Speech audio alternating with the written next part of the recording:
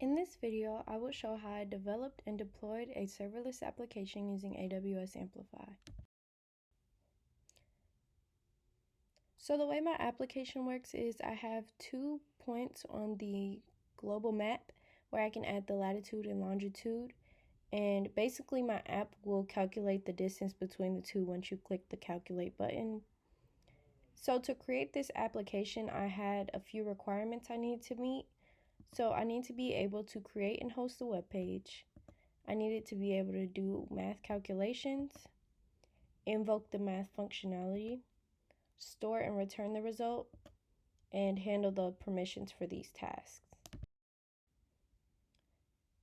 So for my application, I used all AWS services. I used AWS Amplify to create and host my web page. I used AWS Lambda to do the math calculations I needed. And then I used API Gateway to invoke our math functionality. I used DynamoDB to store and return our result. And then I used AWS IAM to handle the permissions. Now I'm going to do a quick architecture breakdown. So I used the text editor to create a basic HTML page. Then AWS Amplify was used to deploy and post our web page. We used API Gateway to invoke the Lambda function, and the public endpoint was called to trigger the Lambda function. The Lambda function will essentially do the math calculations to find the distance between the 2 points. IAM gave us our permissions to write to our database, and DynamoDB stored and returned the results. So AWS Amplify is a very large, important part in this project, being that it allows you to build and host web applications without having to worry about the backend stuff.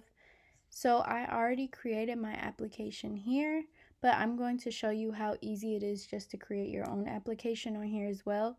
So first, how I started off is by typing up and saving a HTML document to my laptop. Then I will go to host a web app, and I'm going to deploy without a Git provider. I named my application, and then I gave the environment name dev since we're in the development stages, and then I dragged and dropped my file in here and clicked save and deploy. And it's literally that easy. And once you do that, your app will show in all apps.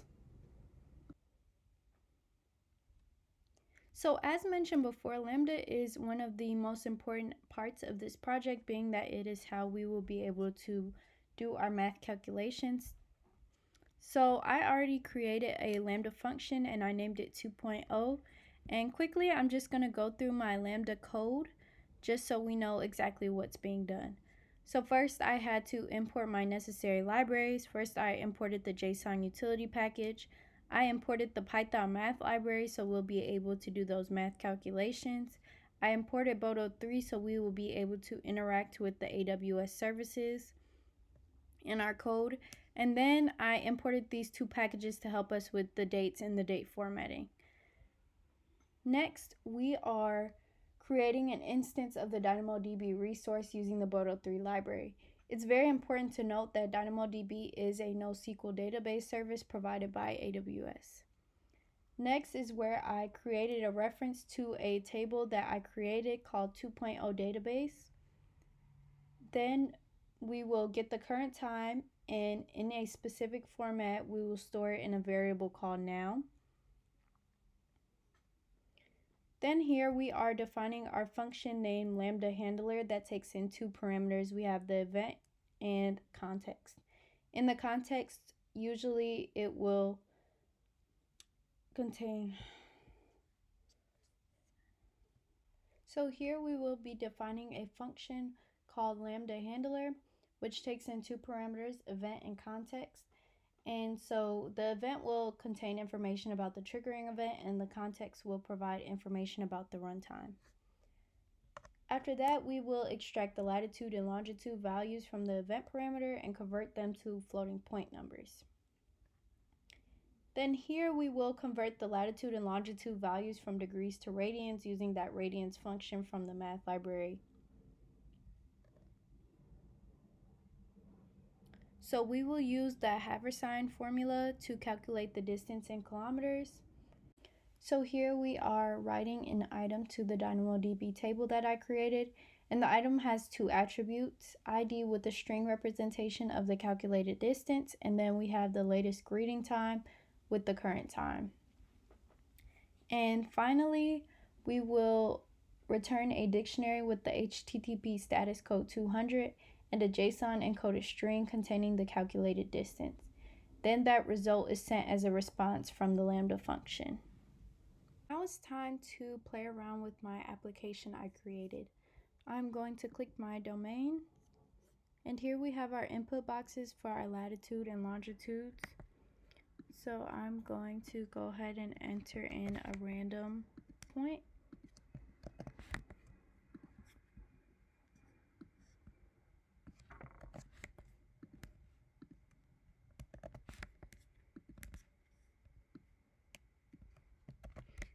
And you can use any point in the world and the application will still work. I'm going to click calculate, and there's our output distance. This application was very fun and easy to create. I definitely recommend you try to play around with Amplify and get to know it a little bit better. And I thank everyone for watching my videos. If you have any questions, please feel free to comment them or reach out via LinkedIn, which will be linked in my description. Thank you.